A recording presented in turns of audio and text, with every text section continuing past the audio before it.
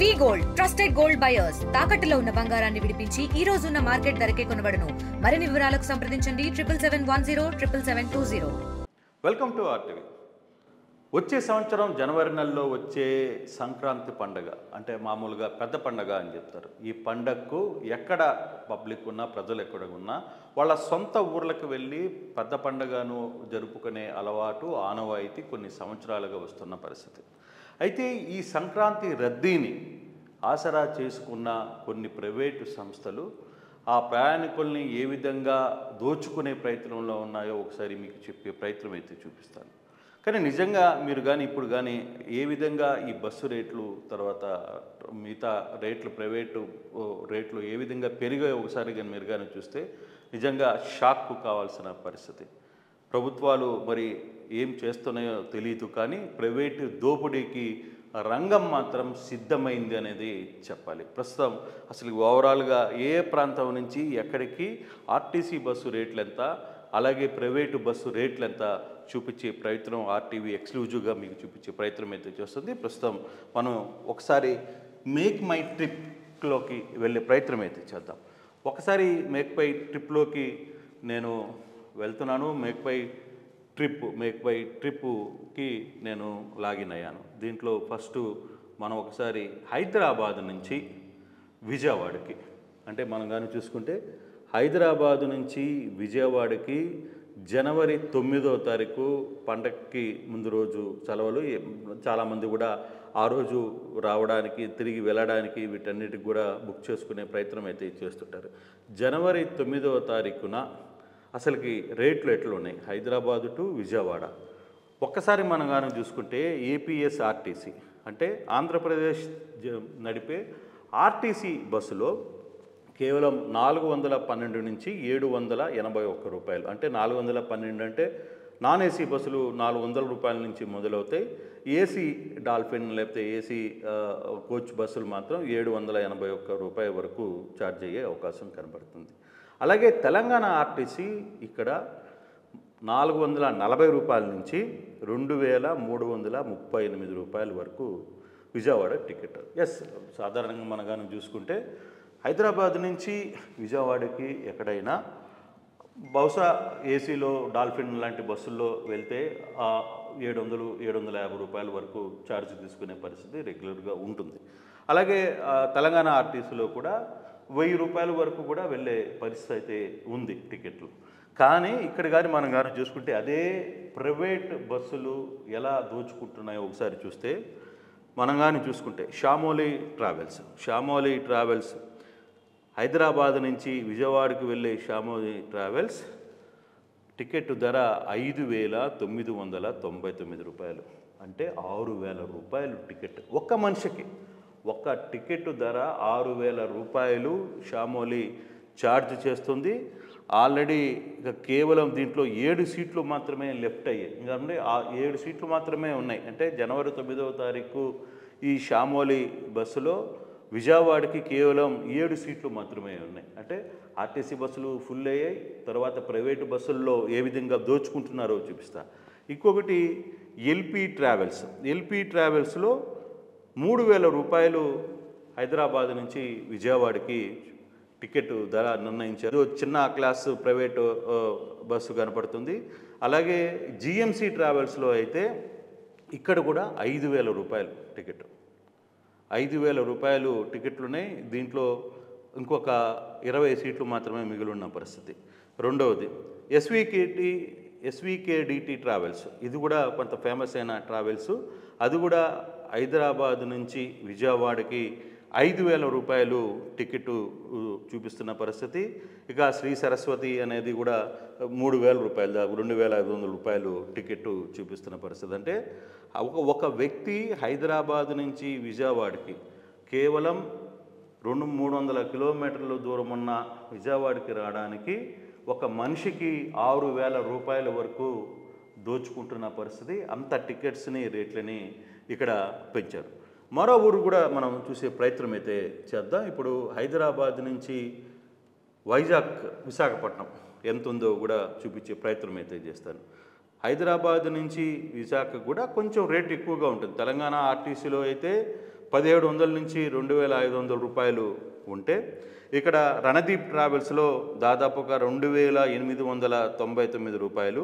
ఎస్వికేడి ఇందాక నేను చెప్తున్నట్టుగా అది 5000 రూపాయలు విశాఖపట్నానికి పర్సన్కి ఛార్జ్ చేస్తున్నారు. అలాగే ఎక్స్ప్రెస్ లైన్ అనే ఒకటి 3999 అంటే 400 రూపాయలు. ఇక ఎక్స్ప్రెస్ లైన్ ఇంకొకటి 5000 రూపాయలు. ఇది కొంత వోల్వో బస్సు కాబట్టి దీనికి 5000 రూపాయలు వసూలు చేస్తున్నారు. అలాగే మిస్టర్ బస్ అనేది ఇంకొకటి ఉంది, దాంట్లో 4250 రూపాయల దాకా వసూలు చేసే పరిస్థితి అయితే ఉంది. ఓవరాల్గా మనం గానం చూసుకుంటే షామోలి అయితే 6000 రూపాయలు టికెట్ని పెట్టే ప్రయత్నం చేశారు. అలాగే షామోలీలో ఏసీ సీటర్లో కూడా 5999 రూపాయల వరకు. ఇది స్లీపర్లో 6000 రూపాయలు, ఇక్కడ 5900, అంటే రెండు రేట్లు ఒకటే, 6000 రూపాయలు టికెట్ పెట్టే పరిస్థితి విశాఖపట్నానికి, హైదరాబాద్ నుంచి ఇక్కడికి విశాఖపట్నానికి పెట్టే పరిస్థితి అయితే ఉంది. అయితే అదే రోజు విశాఖపట్నంలో ఎయిర్ టికెట్ మనం తీసుకుంటే, అదే విమాన టికెట్ చూసుకుంటే 6157 రూపాయలకి ఫ్లైట్ టికెట్ వచ్చే పరిస్థితి అయితే కనబడుతుంది. కానీ ఇక్కడ ఇంకా బెంగళూరు పరిస్థితి చూసుకుంటే, హైదరాబాద్ నుంచి బెంగళూరుకు వెళ్ళే పరిస్థితి చూసుకుంటే ఆర్టీసీలో దాదాపుగా 1200 రూపాయలు ఉంటుంది. ఇక్కడ తెలంగాణ ఆర్టీసీలో కూడా 1200 రూపాయలు చూపిస్తోంది. కానీ మిగతాయి చూసుకుంటే ఇక్కడ నవీన్ ట్రావెల్స్లో 4000, దాదాపుగా 3800 రూపాయలు. అలాగే విఎస్ఆర్ ట్రావెల్స్లో 4199 రూపాయలు. ఇక షామోలి లాంటి బస్సుల్లో అయితే దాదాపుగా ఇప్పుడు అబ్బా ట్రావెల్స్ అయితే 6400 రూపాయలు ఒక మనిషికి బెంగళూరుకి ఛార్జ్ చేసే పరిస్థితి కనబడుతుంది. ఎక్కడ చూసినా కూడా 1000 రూపాయలు, 3000, 2500. ఏ చిన్న ప్రైవేట్ ట్రావెల్స్ చూసుకున్నా కూడా అంత స్థాయిలో. ఇప్పుడు డెల్టా ట్రాన్స్పోర్ట్ 3500, అలాగే డ్రీమ్ ట్రావెల్స్ 2000, ఇక షామోలి అయితే 7000 రూపాయలు, 6999, అంటే 7000 రూపాయలు ఇక్కడ ఛార్జ్ చేసే పరిస్థితి షామోలిలో చూపిస్తుంది. సో ఒక్కొక్క సీట్ని ఎంత దోపిడీ చేస్తున్నారు, ఏ విధంగా ఇక్కడ దోపిడీకి గురవుతున్నారు పబ్లిక్. ఇప్పటికే టికెట్లు ఆల్మోస్ట్ అన్నీ చాలా వరకు కూడా అయిపోతున్నాయి. కారణం ఏంటంటే ఖచ్చితంగా పబ్లిక్ తమ గ్రామాలకి వెళ్ళాలని ప్రతి ఒక్కరు అనుకుంటారు. వివిధ ఉద్యోగాల కోసమో, బతుకు తెరువు కోసమో చాలా ప్రాంతాల నుంచి హైదరాబాద్కు, బెంగళూరుకో, లేకపోతే విజయవాడ లాంటి పట్టణాలకి చేరుకొని అక్కడ ఉద్యోగాలు చేస్తూ పండగ పూట ఇంటికి వెళ్ళాలని ఒక ప్రయత్నం ప్రతి ఒక్కడు చేస్తారు. ప్రతి ఒక్క కుటుంబంతో సహా వెళ్ళాలని ఒక ప్రయత్నం చేస్తారు. అయితే ఈ రద్దీని ఆసరాగా చేసుకున్న ప్రైవేట్ యాజమాన్యం ఎలా పబ్లిక్ని దోచుకుంటుంది. ఇప్పటికే ఆల్రెడీ తమ దోపిడీ స్టార్ట్ అయిపోయింది. ఆన్లైన్లో ఒక్కొక్క టికెట్ 6000, 5000, 4999 రూపాయలు. ఈ విధంగా ఇంత దోపిడీకి ఇక్కడ పాల్పడే ప్రయత్నం చాలా క్లియర్గా చేస్తుంది. అయితే ఎందుకు ప్రభుత్వాలు ఈ ప్రైవేటు బస్సుల మీద ఎందుకు ఆ దోపిడీని అరికట్టే ప్రయత్నం ఎందుకు చేయట్లేదు? ఎందుకు ఆ ఆహారంలో చూడనట్టుగా చూస్తున్న పరిస్థితి? ఇటీవల కర్నూలు జిల్లాలో జరిగిన ఒక యాక్సిడెంట్లో 20 మంది పైగా ప్రాణాలు బూడిదైపోయిన నేపథ్యంలో కూడా ఆ కావేరీ ట్రావెల్స్ యజమానిని కేవలం ఒక్క పూట మాత్రం పోలీస్ స్టేషన్కి తీసుకుని వచ్చే తర్వాత విడుదల చేసిన పరిస్థితి. ఆ కేసు ఏమైందో తెలియదు, ఇప్పుడు దాకా వాళ్ళకి ఎవరైనా శిక్ష పడ్డారో తెలియదు. అంటే ప్రైవేటు బస్సులు యాజమాన్యాల మీద చూసి ప్రభుత్వాలు ఎందుకు భయపడుతున్నాయి? ఎందుకు వాళ్ళ వ్యవహారం అంటే చాలా వరకు ప్రతి ప్రైవేటు యాజమాన్యానికి ఏదో ఒక మంత్రితోనో లేకపోతే ఎమ్మెల్యేలతోనో రాజకీయ నాయకులతో వాళ్ళకున్న సంబంధాలు ఈ విధంగా ఉన్నాయి. అందుకే ప్రభుత్వ రంగ సంస్థలైన ఆర్టీసీ బస్సులు నష్టాల్లో ఉన్నాయి.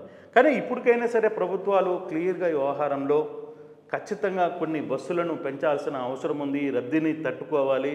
రద్దీ కోసం బస్సుల్ని పెంచాల్సిన పరిస్థితి, రైళ్లను పెంచాల్సిన పరిస్థితి ఇంకా డెసిషన్కి ఇంకా రాలా. ఆ డెసిషన్కి మరి ఆలస్యం చేస్తున్నారు. బహుశా చేసుకోవచ్చు కూడా, చేసే పరిస్థితులు కూడా కావచ్చు. కానీ ఈ ప్రైవేటు యాజమాన్యం బస్సులు చేస్తున్న దోపిడీని ఎందుకు అడ్డుకునే ప్రయత్నం ఎందుకు చేయట్లేదో అర్థం కాని పరిస్థితిలో ఉన్నాయి. ఇప్పటికే రోడ్డు మీద ప్రతిరోజు నిత్యం ప్రైవేటు బస్సులు డ్రైవర్లు తాగడమో లేకపోతే ఓవర్ స్పీడ్గా వెళ్ళడమో ఎక్కడో ఒక దగ్గర యాక్సిడెంట్ కావడమో ప్రజల ప్రాణాలతో ఒక ప్రైవేటు బస్సు ఎక్కితే ఇంటికి చేరేదాకా కూడా నమ్మకం లేదు. రాత్రి ఎక్కితే వాడు ఎంత స్పీడ్లో పోతున్నాడో, ముందు ఏం జరుగుతుందో తెలియదు, చీకట్లో ఉంటారు, బస్సు ఓవర్ స్పీడ్లో వెళ్ళిపోతుంది, పర్మిట్లు ఉండవు. ఇంత ఇష్యూస్ ఉన్నా కూడా ఇష్యూ ఏదైనా జరిగితే, ఒక సంఘటన జరిగినప్పుడు, ఫర్ సపోజ్ కర్నూలు లాంటి సంఘటన జరిగినప్పుడు ఇటీవల కాలంలో, దాని తర్వాత ఒక 2-3 రోజులు మాత్రమే ఆర్టీఏ అధికారులు వీళ్ళందరూ కూడా దాడులు చేశారు. మేము మొత్తం ఎక్కడికక్కడ సీజ్ చేసాం, మేము మొత్తం కంట్రోల్లో ఉంది, ప్రైవేటు వ్యవస్థ మొత్తం కూడా మా అధికారుల కంట్రోల్లో ఉంది, ఇబ్బంది ఏమీ లేదు అని చెప్పారు. తర్వాత తీరా చూస్తే ఏమీ జరగని పరిస్థితి. ఇప్పుడు చూస్తే ఈ బస్సు రేట్లు కానీ చూస్తే నిజంగా ఇంత ఘోరమైన రేట్లు ఇక్కడ మనకి కనబడుతుంటే వీటిని అడ్డుకట్టు వేసే ప్రయత్నం ప్రభుత్వాలు ఎందుకు చేయట్లేదో అర్థం కాని పరిస్థితి. అయితే ఏదేమైనా మరోసారి వివిధ ప్రాంతాల్లో ఉన్న 2 రాష్ట్రాల్లో ఉన్న ప్రజలను, అంటే అట్లా ఆంధ్రప్రదేశ్ కావచ్చు, తెలంగాణలో కావచ్చు, ఉన్న తెలుగు ప్రజల్ని దోచుకునే దానికి ప్రైవేటు యాజమాన్యాలు సిద్ధమైపోయి ఆల్రెడీ వాళ్ళు ఆన్లైన్లో స్టార్ట్ చేశారు కూడా. కంప్లీట్గా చేతికి అందిన కాడికి దోచుకునే ప్రయత్నంలో పూర్తిగా నిమగ్నమయ్యారు. మరి అధికారులు ఈ వ్యవహారాన్ని ఎంత సీరియస్గా తీసుకుంటారో వేచి చూడాల్సిన పరిస్థితి అయితే ఉంది. Local to global news at your fingertips. మీ చేతిలో ఒక ఆయుధం. Download Raw TV app. Media legend Ravi Prakash is back.